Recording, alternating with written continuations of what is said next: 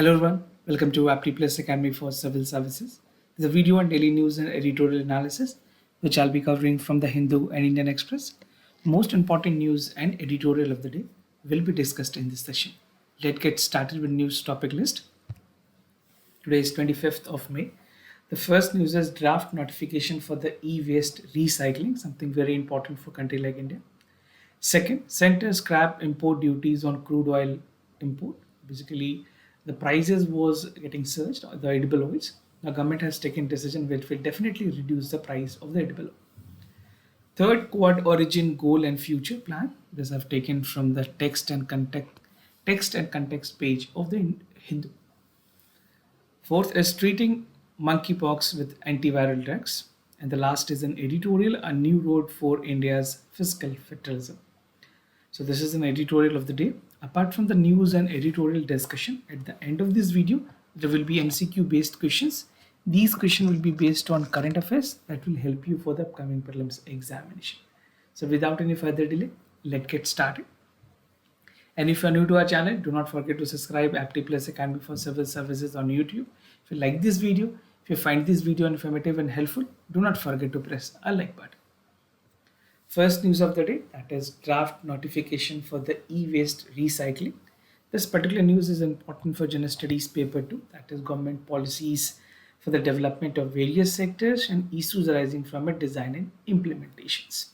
So what recently the central government has decided, according to a draft notification which was recently released by the Ministry of Environment, Forest and Climate Change, it says that consumer good companies jitne bhi hain, the consumer good company and the makers of electronic goods will have to ensure at least 60% of their electronic waste is collected and recycled by 2023. Very important decision coming from the ministry and again important for prelims examination. उसके अलावा target दी गई है, this is for 2023. The next target will to increase them to 70%. अभी 60% रखी गई है, इसको आगे 24 के लिए 70% करनी है और 25 के लिए 80% की टारगेट रखी गई है. So this is how the collection of e waste would be done from the company itself. The ruling bring into effect a systematic trading in certificate akin to the carbon credit that will allow companies to temporarily bridge the shortfall. So important decision in terms of controlling the electronic waste that is being accumulated in India. Now e-waste production in India की अगर बात करें, according to e-waste global monitor, its report in 2017, India generate about 2 million ton of e-waste annually, and India's rank is 5th among the e-waste producing countries after United States, China, Japan and Germany. So these all are almost developed countries. India is in the league of developing countries. तो electronic waste के number में जो अगर country की ranking की जाए, India की ranking 5th है. फैक्चुअली इंपॉर्टेंट है आपके लिए. One of the most important, India's e-waste is recycled by the informal sector under the hazardous condition. Thus, the e-waste rule is to have a more wasted handled by the formal sector, right? So these are some of the report that was highlighted by the Global E-Waste Monitor 2017 report. Now, if you look into the breakup of e-waste in India, सबसे ज़्यादा जो e-waste है वो computer equipment से आती है. This comprises of almost 70%. Now, other than followed by telecommunication equipment, we have seen that mobile phones, smartphones have increased. The usability has also increased. Now, the other is electrical equipments, which include televisions, refrigerators, and many other parts, the consumer durable item basically. Now, medical equipments comprises of 7%, and the rest 3% include the household and e-scrap. So this is the complete breakup for the e-waste in India. Now, list of products under the rule.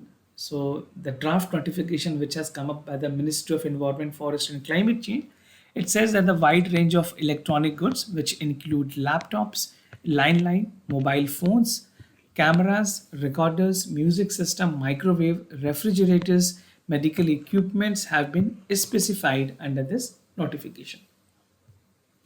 Now, rule for electronic waste management. What are the specific rule that the government has already come up with?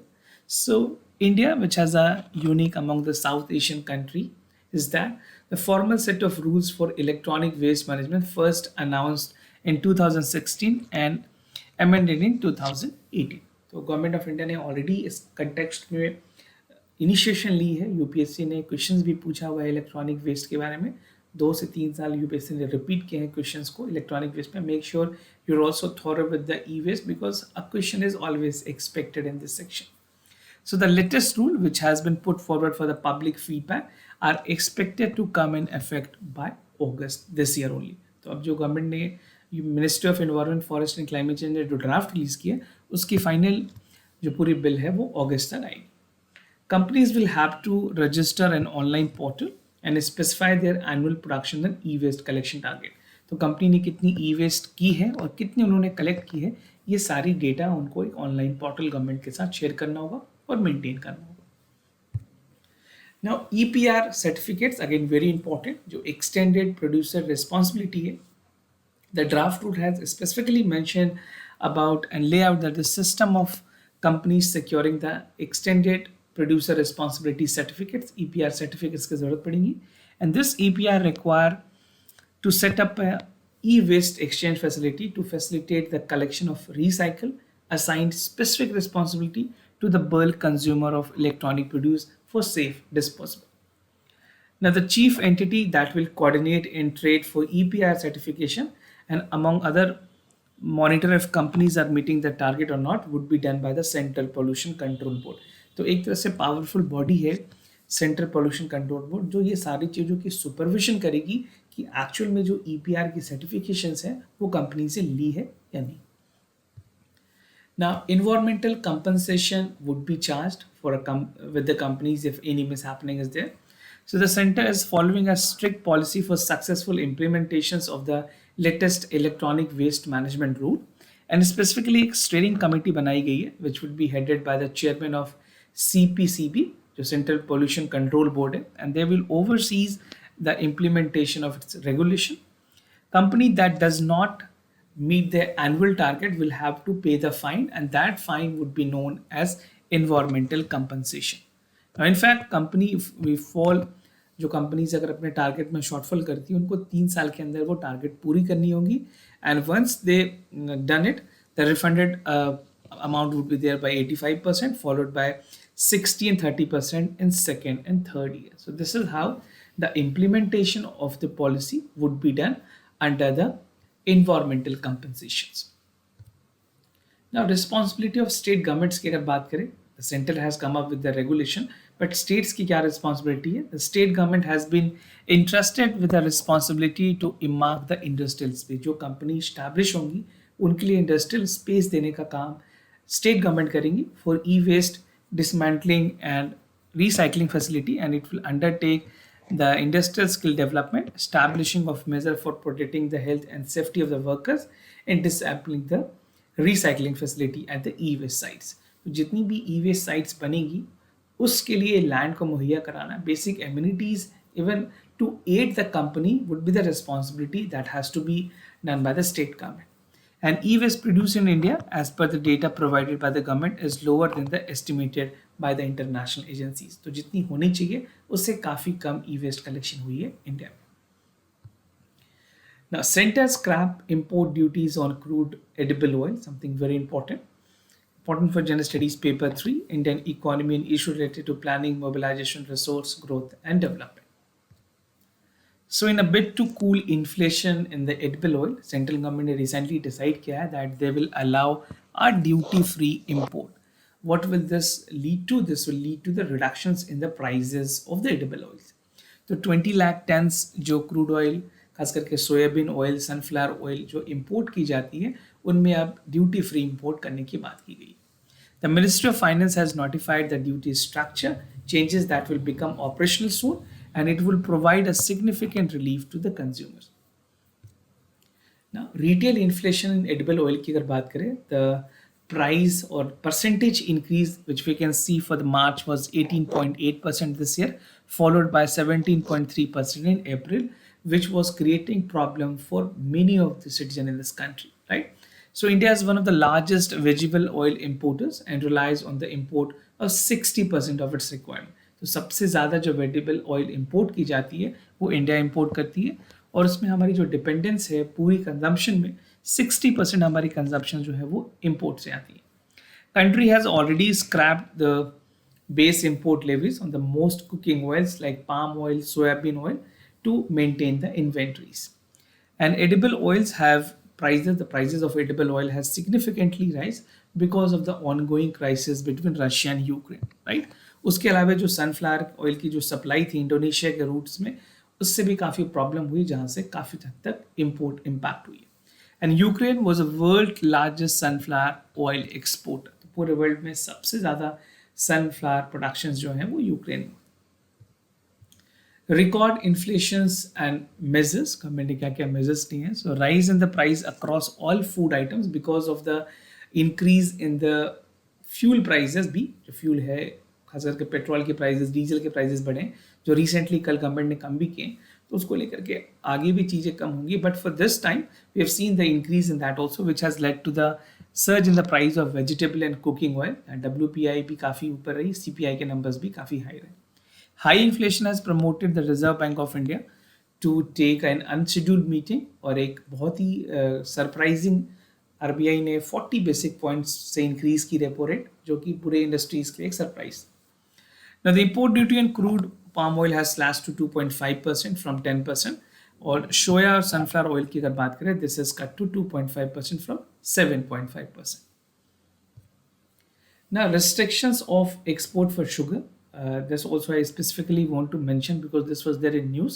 तो आपको ये भी पता होना चाहिए that in other developed and restrictions measures, जहाँ पे government ने रिसेंटली वीट के एक्सपोर्ट को बैन किया है, सेंटर ने ये डिसाइड किया है कि जो शुगर के एक्सपोर्ट हैं वो भी रेस्ट्रिक्ट की जाएगी. As the department of food and consumer distributions, the decision is in the wake of unprecedented growth of export of the sugar, right, and need to maintain the sufficient stock within the country. जिस तरह से Indonesia ने अपने oil की domestic palm oil से sunflower oil की productivity को domestically consumption के लिए रखा था और इंपोर्ट बंद कर दी थी, बेसिकली एक्सपोर्ट बंद कर दी थी. Now the same India is doing. India said that we will not be exporting much of our sugar because जो डोमेस्टिक कंजप्शन है उसमें कमी दिख रही है. Now for the first time in the 6th year, the center is regulating the sugar export. Generally हमारे countries में sugar की कमी होती नहीं है, but for this time the anticipation is that we have a less number of sugar entire productions. The reason being the government of India has reduced the export, or you can say completely banned it. The move will come effect from 1st June 2022, and in last year the country has exported almost 4.3 million lakh ton till April 2021.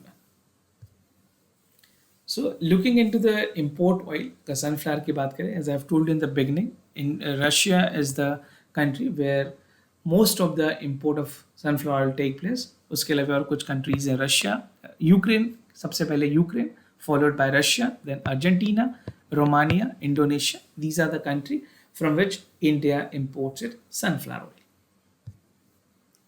Quad origin, goals, future and plan. I have been discussing continuously about the Quad membership, the Quad initiatives, because this is there in the news, and again it is important for the both stages of examination, whether it is prelims or mains.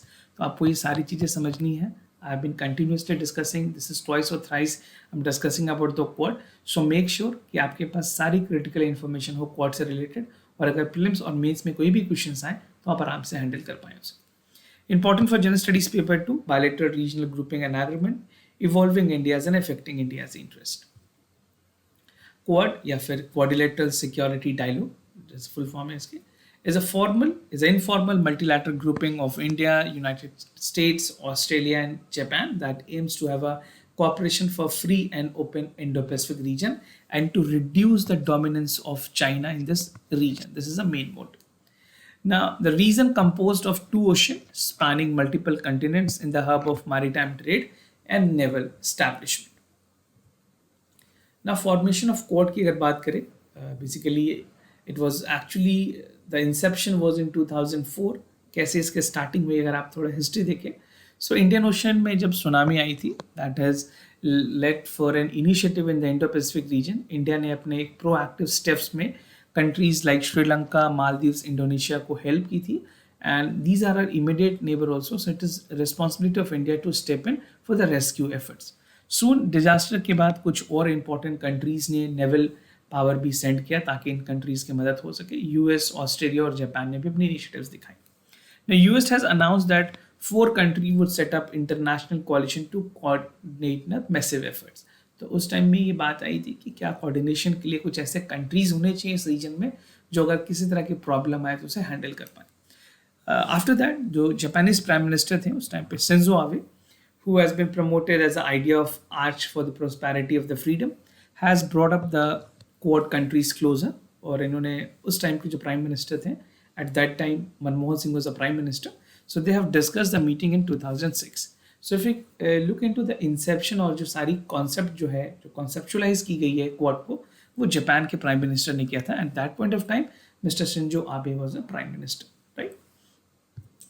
Now the grouping was only reviewed for the entire decade later.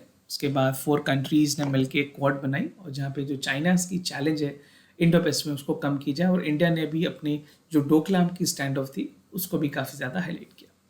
In March 2011, the leaders for the Quad met virtually for the first time in the Quad summit and released a set of objectives for a joint statement called the Spirit of the Quad. Now, objective क्या क्या है Quad grouping की? बहुत सारे multiple इसके targets हैं, multiple actions taking है, but अगर क्वाड नेशंस की बात करें, they are working on jointly connectivity project, transparent infrastructure funding for the regional and the member countries. Quad aims to foster free and open Indo-Pacific, form the bedrock of incorporations. और कुछ important priority areas या focus area की बात करें, pandemic through strengthening the equitable vaccines access to Indo-Pacific. This is the first most priority or the focus area. Second, combating the climate change. Third, sharing the critical technology. Fourth, cybersecurity. Fifth, supply chain resilience. Last but not the least is the infrastructure and connectivity projects. Now, future plans क्या है Quad की? So, according to the statement that was released by the Minister of External Affairs, the agenda of the current summit that the leaders will review the progress of the Quad initiatives and working groups to identify the new area of cooperation and provide strategic safeguard for a visionary or a future collaborations. जो quad के summit है that is expected to even discuss the issues of Russia and Ukraine crisis, जो war हुई है, where Russia has been alleged that they have intentionally basically devastated the entire Ukraine, और उसके क्या impact हो सकते हैं, किस तरह से वेस्टर्न सैंक्शंस और स्ट्रेंथन की जा सकती है, ये सारी चीज़ों के बारे में बात होगी. Treating monkeypox with antivirals. This is important for General Studies paper 2. Issues related to development and management of health. Now, a new study on the monkeypox suggests that the antiviral medicine that have sought the potential of shortening symptoms and reducing the amount of the time of the patient is contagious. You can see this is a child who is infected with monkeypox. This is not pimples. This is a bigger in size, which has a lot of pain, and even it is impacting to a lot more children. इसकी speed काफ़ी ज़्यादा बढ़ रही है African countries में और बहुत सारे ईस्टर्न कंट्रीज़ में. Now, the retrospective study published in the Lancet Infectious Disease has found that the 7 patients diagnosed with the monkey, even in United Kingdom for 2018 to 2021. सिर्फ ऐसा नहीं है कि एक स्पेसिफिक रीजन पे, मैं आपको बताऊंगा कहाँ कहाँ इसके केसेस रिपोर्ट किए गए. Now, cases reported for 2018-19, 4 patients were diagnosed with the monkeypox high consequences infectious diseases unit in England. उसके अलावा वेस्टर्न अफ्रीका में 4 cases were reported from Africa, जहाँ पे hospitalization भी देखी गई है. And further, the cases were reported in UK and the family who were traveling to Nigeria. So these were the present cases that were reported. Antiviral medications की अगर बात करें, so the study has documented कि जो 2 important antiviral drug है, first is brinquedofovir and tecovirimat. So ये कुछ ऐसे 2 important antiviral medications हैं that aims to develop to treat the smallpox, and they have demonstrated that efficacy against the monkeypox in animal as well. Medications की क्या response रही है? It has not been that convincing one as per the expert, and research have noted that it is known that whether the brinquedofovir administration would earlier cause a disease, that can schedule for a yield and other domestic outcomes. Basically जो different outcomes होंगे उसके किस तरह से खास करके इस disease के कॉन्टेक्स्ट में क्या चीजें और हो सकती हैं, and how we can improve on that part, that will be also taken into consideration on the research note. And all 4 patients that were part of this has been fully recovered. तो कुछ हद तक cases में recovery हुई है, but again जो researcher ने इसको फाइनली एक कन्विंसिंग मेडिसिन नहीं माना है for all. This can not be made globally और accepted globally to take as a medicine. तो अभी भी इसमें और रिसर्च पेंडिंग है.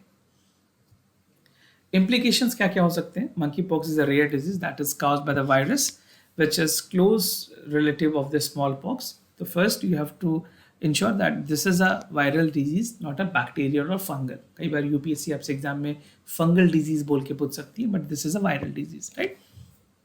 So there are currently no licensed treatment to this, and an optimum infection treatment strategy for the disease has not been established. Data from the study could help in the global efforts of further understanding the clinical feature of a disease as well as the transition dynamics. Now moving to the editorial of the day, a new road for India's fiscal federalism, something important for General Studies Paper 2, functions and responsibility of Indian states, issues, challenges pertaining to the federal structure. So I'll be simplifying this editorial by 4 important subheads. That is the court observations, recommendations of the GST Council not binding, advent of articles, and the way forward. So the entire editorial focuses upon India's fiscal federalism. So recently, Supreme Court ने एक बहुत ही important judgment दी है in Union of India versus Mohit Mandal cases, जहाँ पे एक wider aspects देखी गई हैं कि सेंटर की क्या रूल पावर मेकिंग है in terms of the GSTs law. Because Supreme Court ने कैटेगोरिकली ये कहा है कि स्टेट्स और सेंटर के पास दोनों के पास पावर होंगी इक्वली, जो कि अब जीएसटीज में लॉ बना पाएंगे. क्या थी पूरी केसेस मैंने आपके साथ डिस्कस भी किया है. If you not watch that video, do check it out. मैंने आपको डिटेल में एक्सप्लेन किया है कि क्या एक्चुअल में केसेस रही थी.